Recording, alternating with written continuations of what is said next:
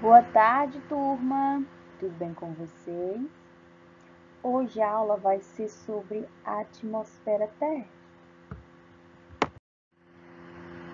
A atmosfera é a camada de ar que envolve a Terra. Ela é formada por diferentes gases, entre eles o gás nitrogênio, o gás oxigênio, o argônio, o gás carbônico e o vapor de água, né? No surgimento do planeta Terra, não havia atmosfera. Essa camada gasosa se formou aos poucos e sua composição era diferente da atual, né? A Terra é envolvida por uma camada de gás, que é a atmosfera. Bom, vou falar aqui um pouco sobre as camadas da atmosfera. A atmosfera se estende por muitos quilômetros acima da superfície terrestre, né? Não é possível estimar com precisão onde ela termina e onde começa o espaço interplanetário, né? Além disso, o ar que a compõe não está distribuído de maneira uniforme. Para fins de estudo, a atmosfera é dividida em camadas, né? Por exemplo, a atmosfera é a camada que envolve o planeta Terra, né?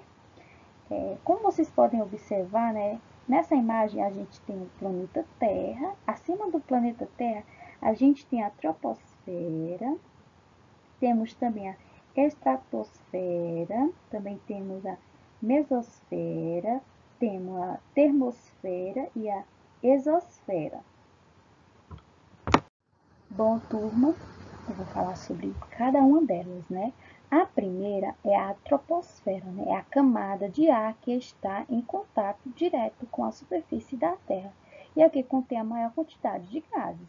À medida que aumenta a altitude do ar, torna-se mais rarefeito. Isso significa a respiração de muitos seres vivos, né? Com o aumento da altitude, a temperatura também diminui.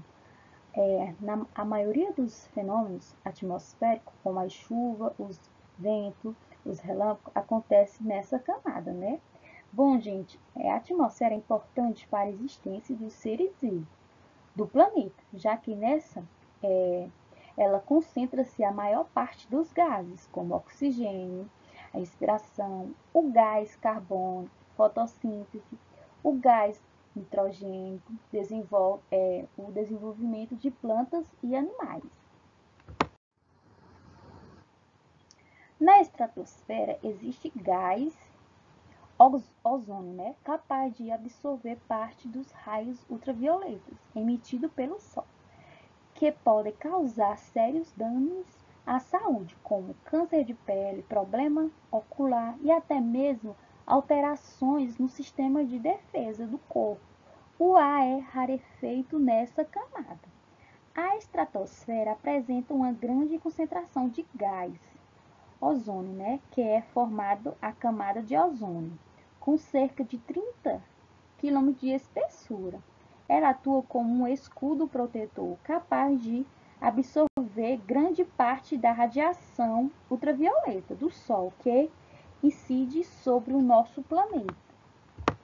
Na mesosfera, a temperatura é baixíssima, chegando a atingir 100 graus Celsius abaixo de zero, e o ar é bastante rarefeito. Algumas vezes é possível observar um fenômeno chamado de chuva de meteoros, né? Ele ocorre quando a Terra atravessa uma região no espaço com muitos corpos celestes, pequenos e rochosos, que se incendeiam ao cruzar a mesosfera em alta velocidade. Popularmente costumamos chamar esse fenômeno de estrela cadente, né? A mesosfera ela protege a Terra de meteoros, pois ao atritarem com gases lá existentes, esses corpos celestes, né, que já foi dito, entram em combustão, incendeiam e se vaporizam, aí formando os meteoros. A termosfera apresenta temperaturas muito mais elevadas que as temperaturas das camadas inferiores. Na ionosfera, que é a parte da termosfera acontecem as auroras, um fenômeno de luzes e cores que aparece em forma de pontos, faixas horizontais ou pequenos círculos luminosos. As auroras ocorrem perto das regiões dos polos. As do hemisfério norte são conhecidas como auroras boreais e as do hemisfério sul como auroras austrais. A exosfera é o limite entre a atmosfera, é o espaço interplanetário. Nessa camada, o ar é extremamente rarefeito. É composto principalmente de gás, nitrogênio e o gás hélio. A temperatura é muito alta durante o dia e baixa durante a noite. Essa altitude que orbitam os satélites artificiais, né? A exosfera é a última camada da atmosfera, né? Nela, a temperatura é muito alta, passando de 1000 graus Celsius. A maioria dos satélites artificiais está posicionado nessa camada. A formação da Terra. Formação do Sistema Solar.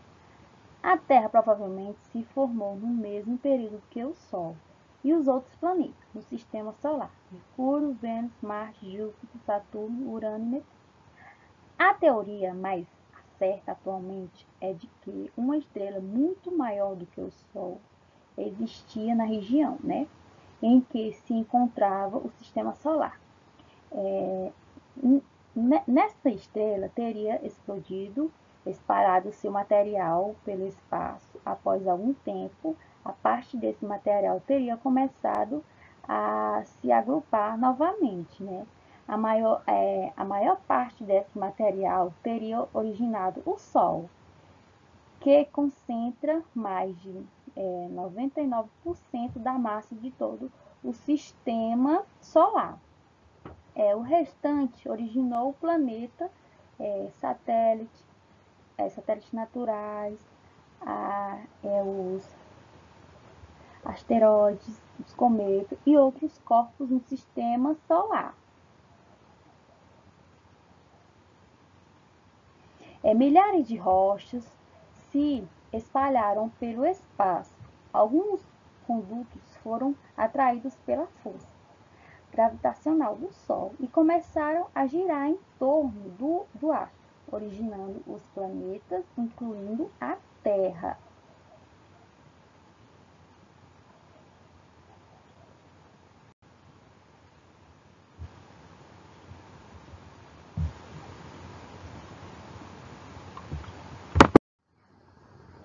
Transformações na Terra primitiva. Nos primórdios, na formação do planeta, a superfície da Terra era bastante quente, coberta por vulcões ativos. Muito lentamente, o planeta começou a esfriar. Depois de muitos milhões de anos, a superfície se solidificou. Formou-se então uma camada relativamente fina de rocha, a crosta terrestre. Ao longo desse processo gradativo de resfriamento, formou-se a atmosfera primitiva. Como base no tempo, a temperatura do planeta diminuiu suficiente para que a água pudesse permanecer em estado líquido e se acumular em determinadas regiões, originando oceanos.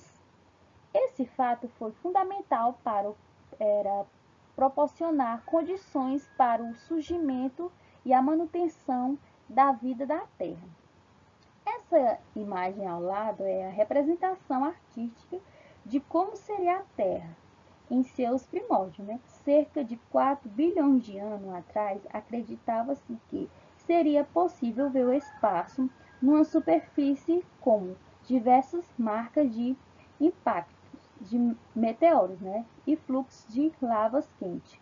Aos poucos começaram a ocorrer acúmulo de água sobre a superfície, dando origem posteriormente aos oceanos. O formato da Terra. O planeta geóide. Antes de ser possível viajar em espaçonaves ou enviar sondas para o espaço, as pessoas não podiam ver a Terra de fora. Muitos pensavam que a Terra era plana, baseando-se naquilo que podia observar do seu ponto de vista, ou seja, da superfície terrestre.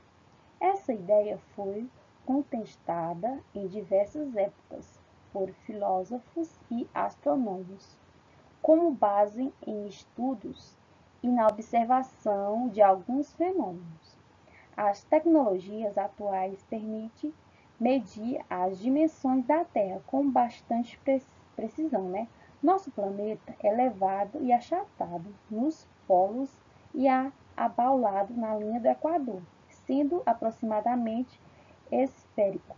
Para referir a forma específica do nosso planeta, cientista utiliza o termo geode, que significa terra, terra e forma. Evidências do formato da Terra. Existem formas simples de verificar que a Terra é aproximadamente esférica. Veja o exemplo a seguir. Essa imagem aqui é a observação de barcos se afastando da crosta, né? Por exemplo, se o planeta fosse plano, o barco ficaria cada vez menor à medida que se afastasse da crosta. Finalmente, se tornaria um ponto e desaparecia do nosso campo de visão. Mas não é exatamente dessa forma que ocorre. Ao observar um barco navegando em direção ao horizonte, além de sua imagem diminuir de tamanho por causa da perspectiva, aos poucos paramos de enxergar o barco inteiro, né? O casco desaparece primeiro, depois some a parte das velas, até sumir a embarcação inteira. Bom, turma, muito obrigado por atenção de cada um de vocês. Espero que vocês tenham compreendido, né, o assunto. E na próxima aula a gente vai fazer correção, né, da atividade, né? Mas espera aí, né?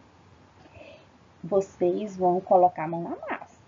Eu quero que vocês façam um desenho sobre as camadas, né, da atmosfera, né? Por exemplo, vocês podem fazer a Terra, né? A Terra, faz a terrinha coloridinha, verde, azul, entendeu? Aí na parte da troposfera, vocês podem colocar as cores que vocês quiserem, entendeu? Por exemplo, amarelo, as cores que vocês quiserem, entendeu? Tchau, um abraço.